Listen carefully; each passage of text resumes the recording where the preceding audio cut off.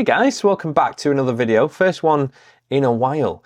So what I'm going to do in this video is show you my timeline and a little bit of behind the scenes of how I edited this wedding highlights film. So this video is going to be showing you my timeline and showing you some of the edit choices, edit techniques, tricks that I use to make this film. If you've not seen the finished film at this point, pause this now and go and watch the finished film. It's linked in the description. Go and watch that first and then come back to watch this.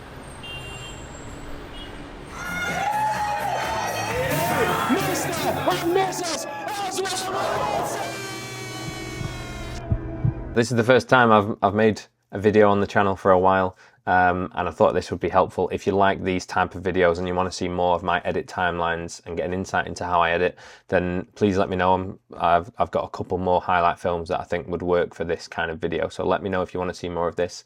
I'll just preface this particular wedding. So this was a wedding shot in London last summer. It was 4 locations, so the bride, groom, prep, different addresses. Then they had a ceremony location and a after party location. There was speeches at the first location, there was speeches at the second location, there was readings, there was a celebrant, there was all sorts of audio going on. It was just a really busy day. There was lots going on. But just like one of my favourite weddings from last year, one of my favourite couples from last year. We spent a good hour with them in a taxi after the ceremony, going around, driving around locations, shooting portraits. It was just an epic wedding, and I'm really pleased with how this film turned out. It was one of my favourites from last year. So let's get into the edit. So we'll come to the start here, because bearing in mind this wedding was carnage. There was a lot going on, as you can see, and I wanted to just sum up the whole day in a one quick little snapshot, and I wanted to start the film with this because it was just such high energy wedding and there was so much going on. I really wanted to encapsulate that in the first few seconds, and I thought it was a really cool way to open the film. So you've got here, and there's a few little sound bites. There's some traffic music because that's a shot of a London bus at night, so there's some traffic jam sort of sound effects. And then there's little, like there's a 2-second clip there, there's a half a second clip there.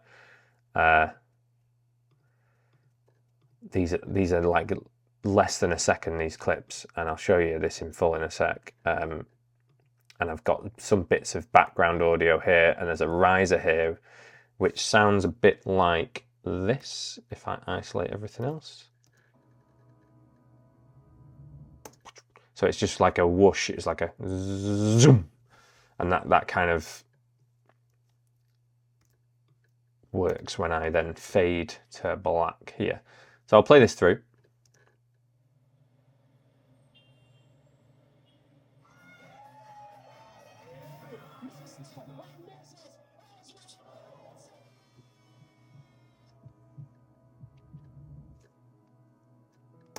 Few things I've done here.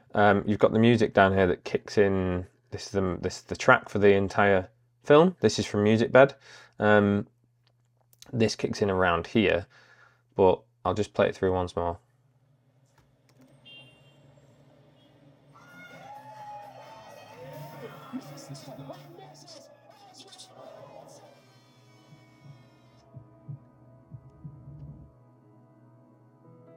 So I just quite liked that little snapshot into the day. So it starts at with this out of focus, like intentionally blurry shot of a London bus, just to set the scene, and then it quickly goes into the party, and I've got the sound from the night do here, couple little flashes of people dancing, and then another snippet of a different dance, and then this audio here is the master of ceremonies introducing the bride and groom into their reception. So it was like, ladies and gentlemen, Mr. and Mrs.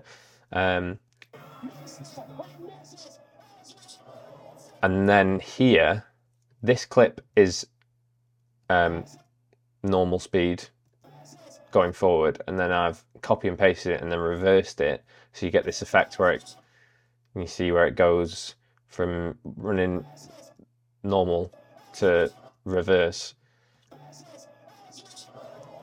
And then again, this clips in reverse. So it's just subtle. It only lasts for half a second, but you can see that it's then rewinding back through the day was the idea. This clips in reverse as well. And I wanted it to go from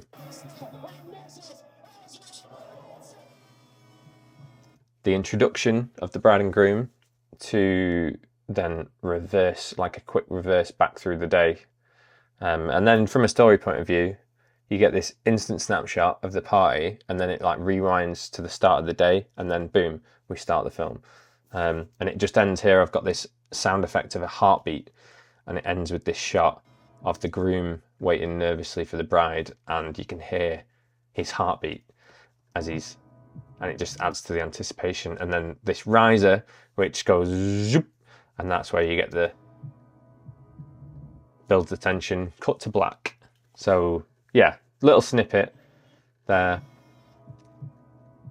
I probably spent is 15, not even 13 seconds, that whole segment, and it probably took me hours.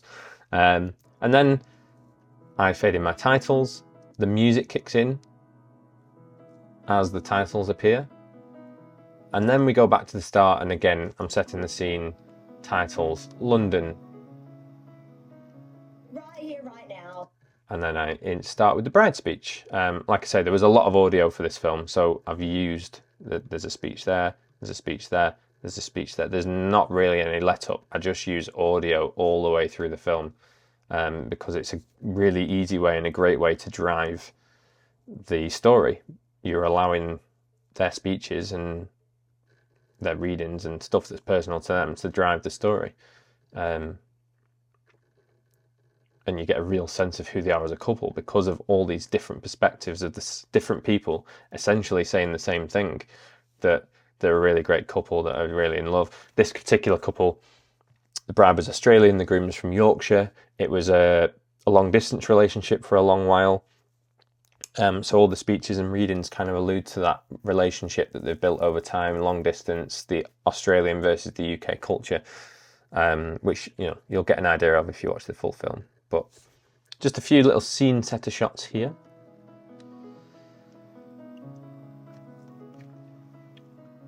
Right here, right now is an absolute dream come true.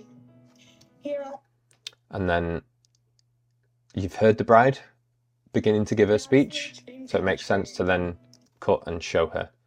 So I've got the speech under here, and then this gap here allows that video to come in, and you see her doing a speech. And having just married. And then over the top of that, I've got couple stuff. So some nice shots of the couple walking through, some more scenery of London. The locations were really important to them. They both live and work in London. They liked that kind of iconic London city sort of vibe, so made sure I got loads of scenery shots in there. In front of our very favourite people, a lot who have travelled over. Now here she's talking about she's so happy to be getting married in front of all of her favourite people. Everyone's travelled so far. They're really grateful for everyone coming, so it makes sense to include footage of their guests here. And this shot of the bride hugging one of her guests, that makes sense because she's talking about how great it is to see everyone, how great it is that everyone's travelled. So it makes sense to show them all mingling, which obviously from a chronology point of view, this isn't the start of the wedding. This is the drinks reception. Most films might be tempted to just start with the bride prep and the start of the day, but it makes sense here when she's saying this is a dream come true, it's so nice for everyone to be here. It makes sense to show that footage, and I can always go back to the bride prep later, which I do. With an uncertainty too. So we've got some shots of people mingling here, just to be part of the most special day of our lives. And you can see they're all in the timeline here, just one after the other, stuck together. I've got the speeches under here and the footage laid over the top, and it's just a case of picking a clip and moving it around. Where does that fit? I'm going to stick it on the top here, and just piecing it together like a jigsaw. And then every now and again, to say we are grateful. I leave a gap and I show the bride. Say we are grateful would be an absolute understatement. From Australia to Canada to Denmark to Sweden to all over England. More couples, more guests mingling stuff. It means more than you could possibly know. This is all shot handheld, A7S III, same lens, 55mm. So she finishes her speech. I let it breathe for a second, show a few more clips, and then I introduce the next speech here. Ladies and gentlemen, mates and Sheilas, let's raise our glasses to celebrate the union of Willow and our lovely bride Claire. Now this was, you know, in this part of the speech, he's saying like, ladies and gents, let's raise our glasses. And here I thought it'd be good to show the champagne pour that the bride and groom did. And what I've done is included the sound. You can see that there. Just subtly, you can hear the sound of the champagne. So this is just straight out of the camera, the audio that was straight out of the clip. You can hear the sound of him popping the champagne here in the background. Celebrate the union of Willow. Because I've got this shot where he pings the cork off there, and you can actually hear that. Just to celebrate the union of Willow and our lovely bride Claire. Raise your glasses, yeah. Witnessing a beautiful cross-cultural love story, a tale of romance that transcends borders, accents, and cricket rivalries. Now, every time I fade out a speech and introduce a speech, I have not only do I put little fade outs on the sound here, so I just fade out the sound a little bit at the start and at the end of each soundbite of each speech, but then I also dip the music volume, and then when the speech ends, I bring the volume back up. So it starts here, it's minus 12 decibels, so that it's not overpowering the speech. So you can hear the music in the background, but it's not overpowering the guy's speech. It transcends borders, accents, and then as his speech ends, the volume of this music rises to minus 4 decibels, and it just comes up a bit, and then it fades back down, and it just kind of it swells here, and then it just settles back down again, back down to allow his speech to take back over. So it's just one thing that I see a lot in other people's wedding films, and that really jars with me, is if the music volume changes abruptly, or the speeches are playing over loud music and it's hard to discern one or the other. I think it's really important to listen and pay attention to where the music dips in and out. So in between speeches, it should come back up. It should, the volume should increase, and then it should fade back down again. So I've done it again here, this second bit. The speech ends, the music fades back up. It might seem obvious, but I know so many people that don't do this, or that just, rather than allowing it to fade back up gradually, they just do it really abruptly. So it just suddenly goes from like quiet to loud. Like, if you can hear that, that's too much. I like it to fade slowly. Has taught me life more interesting and exciting. Married to an Aussie has taught me a lot about the wonderful country that is Australia. From the important. So here we've come into some more couple stuff, because this best man here is now talking specifically about the bride and groom and their relationship. So I've brought in some portrait shots. And while here are some cultural differences between the Aussies and the rest of the world, I've found that those differences only make life more interesting and exciting. And then I've got this shot of this plane, which is just a scenery sort of B-roll shot, and it's a good way to transition from, like, we've gone from portrait shots here, and now I want to go back to the wedding, back to the drinks reception, back to the guests. So I've just used this as an in-between shot.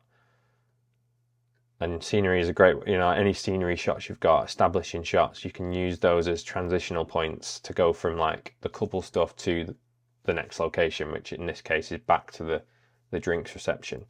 So because I've got a plane here, I've included a plane sound effect of like a plane flying by, like a so you can hear the plane. And again, that kind of subtly pulls you away from hearing the sound and seeing the picture of the plane, pulls you away from the previous scene, so that you're ready to then be taken to the next scene, and your mind's not still on the portraits, sort of thing. But again, I've layered the sound. I've brought this in quietly. I've faded it in. I've faded the speech out.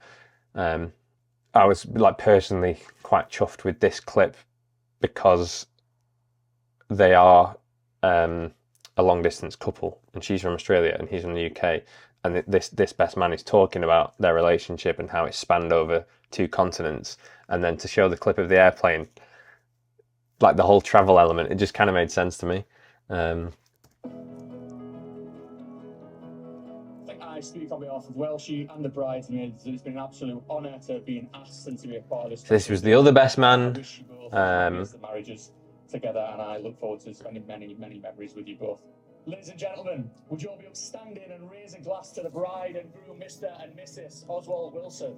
So this is their entrances into the wedding breakfast. To the bride and groom, Mr. and Mrs. Oswald Wilson.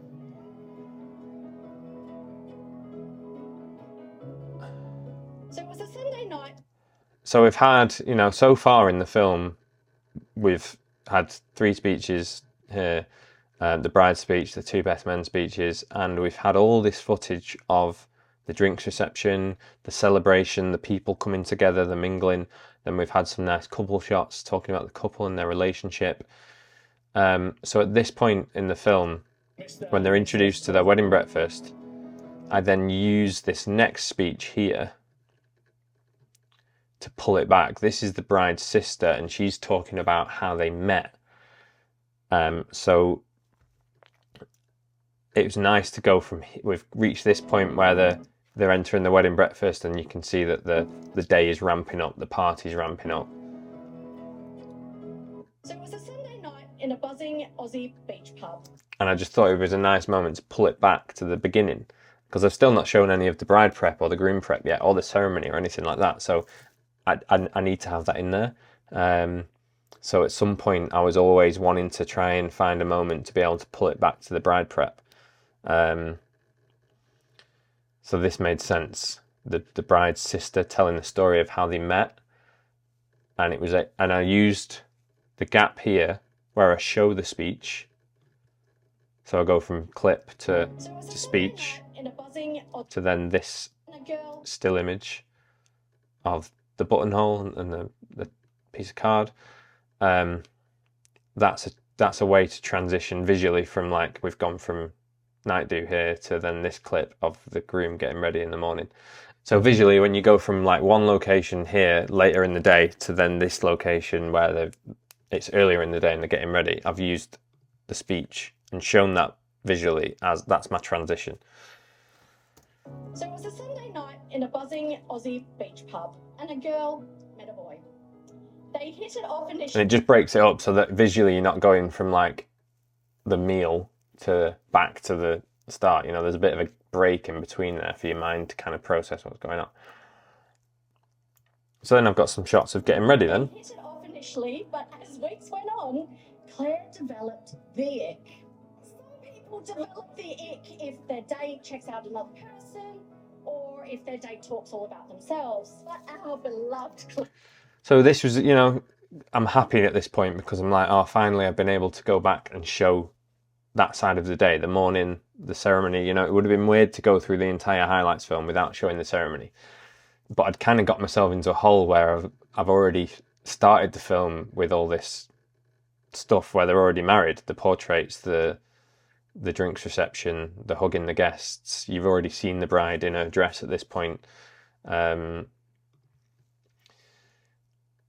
So I just always knew that I was getting away, further and further away from showing that first part of the day. So I knew I needed to pull it back. So I'm happy at this point that I've been able to do that. Because again, you've got this shot of the groom getting ready here, and then I use the speech, and I show the speech.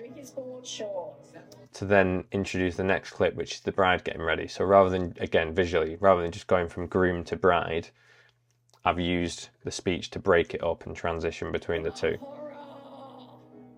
That night, after politely letting her date know it wasn't going to work, she came home and told me, where I promptly told One thing to note as well at this point is that the music's starting to build. This track that I chose was purposely quite an upbeat track that builds from beginning, starts off slow and slowly builds all the way through to the end, where it's quite lively and upbeat.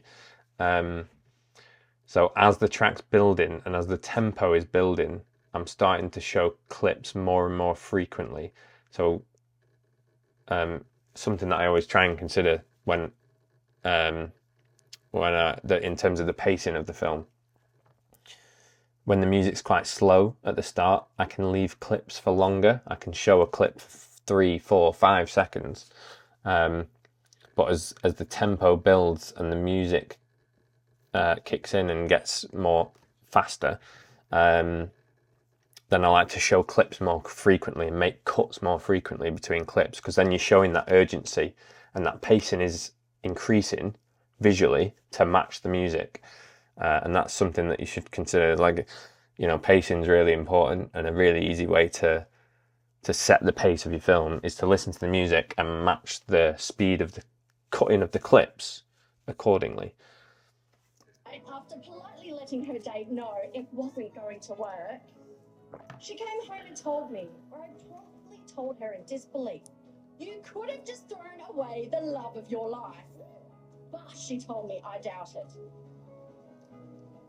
So I'd like to formally take this moment. This here was kind of, it's not a match cut, but it kind of, that kind of same logic. I've got the last shot of the bride and she's finally ready to go to the ceremony now, and she laughs, and then it cuts to the groom who's stood in a similar position and he's also laughing. So it was my way of showing how, like, it's a match cut and it's like aesthetically pleasing. It's like, oh, she's laughing, he's laughing, and it transitions from her to him, which I needed it to, because I need to move on now to the ceremony. He's waiting for her at the ceremony at this point. But also, it says to me that, like, that's how similar they are. They're both kind of the same, you know. They're both dead excited. They're both smiling. They're both happy. It's not really a match cut, but it kind of is. And it made sense to me. This moment in front of you all to bear witness, friends and family. Claire, I told you so. So please all join me in raising a glass. So this speech, the bride's sister is talking about how they met, and she's talking about how initially the bride wasn't sure if he was going to be the one, like, you know, boyfriend material, and the bride's sister's like, how wrong you were. Here we are, like, finally we've reached this moment, blah blah blah. So as her speech ends, and she's like, she says at this point, what if you've just thrown away the love of your life? And the bride says, I doubt it.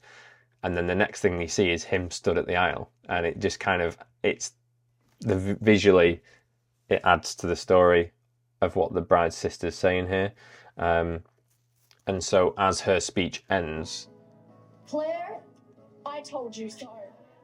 So please all join me in raising a glass. and she now says, right, we're going to raise a glass, blah blah blah, and that's where the bride is walking down the aisle. So it's like, it's her speech is ending and she's saying, oh, ladies and gentlemen, let's raise a glass to the bride and groom, and then you see her walking down the aisle. It's like those crescendo moments in the speech should be coupled with a big part of the, you know, a big moment in the film, such as the walk down the aisle, the confetti, the aisle exit, the entrance into the wedding breakfast, all these big moments, the first dance, all these big key moments in the day. They're the kind of clips that you want to have over the top of any sort of crescendo moments in the speeches, where they might say, ladies and gentlemen, let's raise a glass to the bride and groom, hey, and then the music builds up, and then you see this impactful shot of the bride walking down the aisle. Like, but those things make sense. To the best thing Claire has ever been wrong about. Cheers.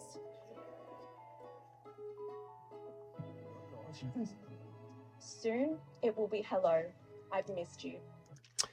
So then we've finally seen the bride arrive at the ceremony, greet the groom. I've included a little soundbite here because he whispers to her like, "You look gorgeous." So I've like subtly brought the volume of that up so that you can hear him saying that to her. And then I've introduced this reading, which is a really nice reading about the couple and their long distance relationship and how they missed each other over the years and how they, hated being apart and stuff.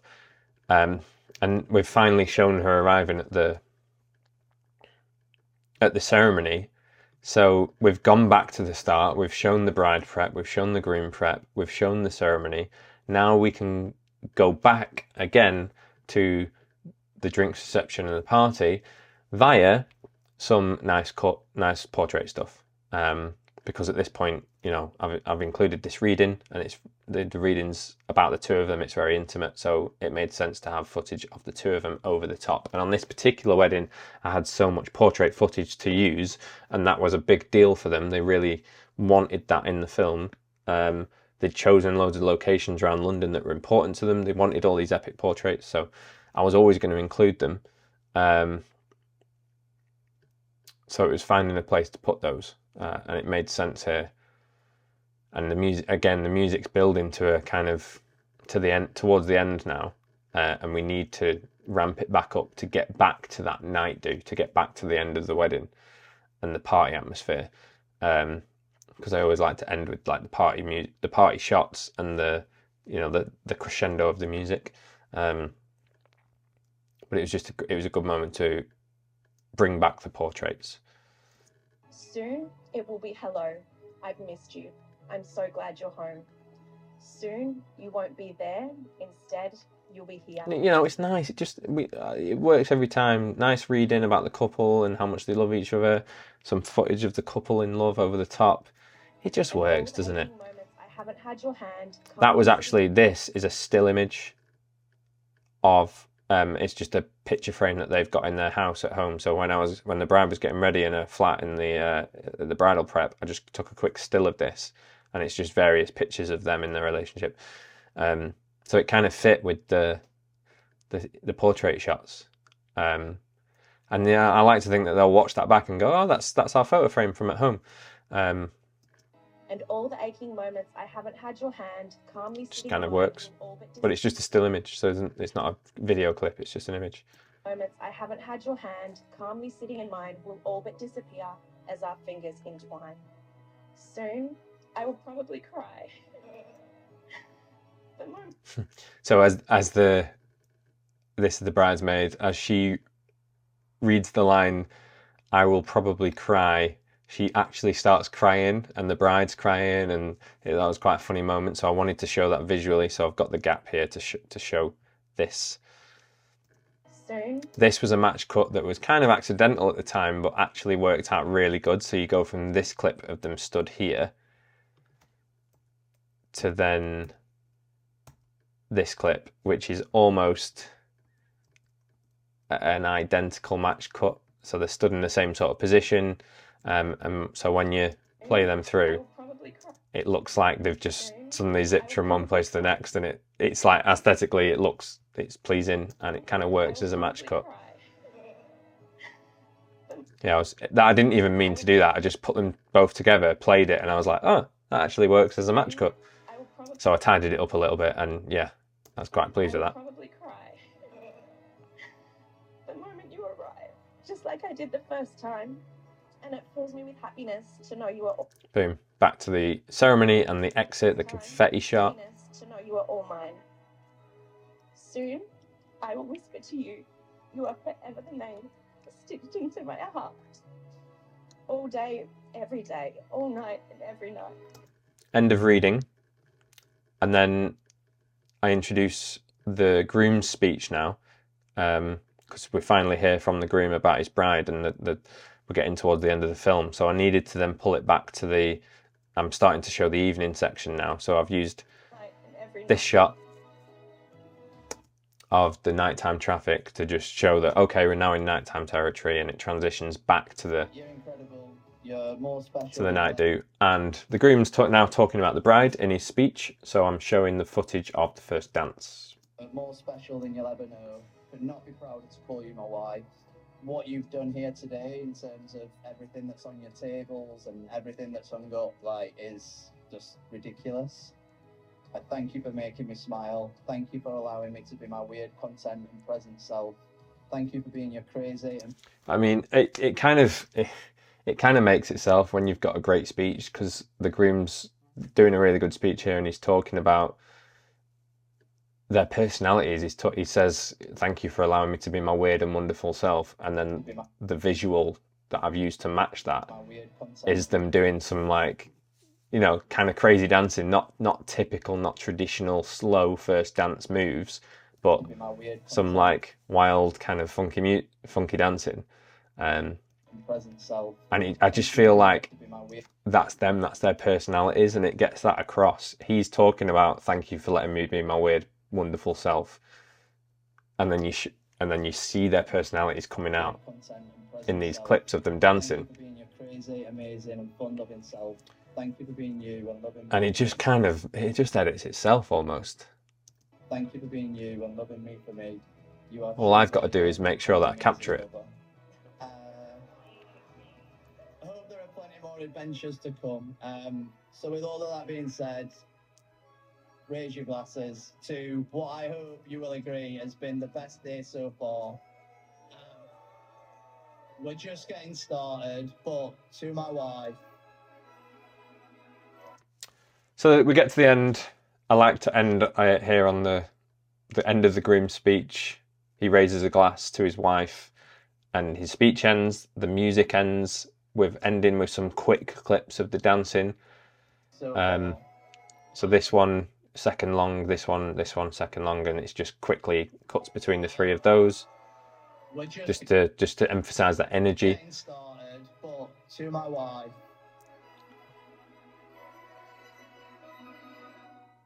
And then this ending shot as the music abruptly stops. I've just got this clip of the bride and groom coming together, spotlit in the middle of the dance floor. I've slow-moed it as well, so I've dropped this. This is not 100% speed. I've reduced this to 50% speed, so it's a bit slow-mo. So you can see that this clip has been slowed down to 50% of normal speed, just to draw out that moment where they come together in the middle of the dance floor, and that's how the film ends. And then I've got this transition fade out to black. Bosh. So the music's ended. And the final clip is you just see them coming together in the middle of the dance floor with all their friends around them having a good time, and they just come together in the spotlight. Boom. And I remember shooting that clip at the time and was like, oh, like buzzing. I remember thinking like, well, that's a great kind of ending clip. That's the moment where they kind of come together. Yeah, and then it ends on my logo, or my title, you know, just to include that. Rather than having it at the start. End of film. 5 minutes 18 seconds. In case you're wondering, these two purple lines here, one of those is my color grade. Let's find a clip that. So if I disable that, you see the color changes. That's my color grade, and the top one is the black bars letterboxing, just to give it that aspect ratio widescreen effect. And yeah, so that's it. That's the entirety of the highlights film. Like I say, it's linked in the description on this channel if you want to go and check out, if you've not already, you want to go and check out the full finished film so that you can watch it and appreciate it without all my waffle over the top. But it made sense in my head, and I hope that's come across, of the reasons why I've used certain clips in certain places, why I've used audio and sound bites in certain places. And you know, this is typical of the way I like to edit. It's quite clean. It's just hard cuts between clips. with the emphasis on the music and the sound bites, the speeches, the story. There is reason behind each choice and each clip and each placement. And on this wedding in particular, they had quite big personalities, and there was a lot going on in the day, and I wanted to get all of that across. And I do think that I've really done them justice and told their story. If I do say so myself, I was quite proud of this one. So I hope that was interesting or helpful in some way. And let me know if you want to see more of these type videos, because I've got a couple more in mind that I think could work, that I'd like to show behind the scenes. And if it was useful for you to see my edit timeline and kind of how I piece together these things. Hopefully I'll be back soon with another video. I'm trying to be more consistent this year on the channel and post some more content. So yeah, thanks for watching.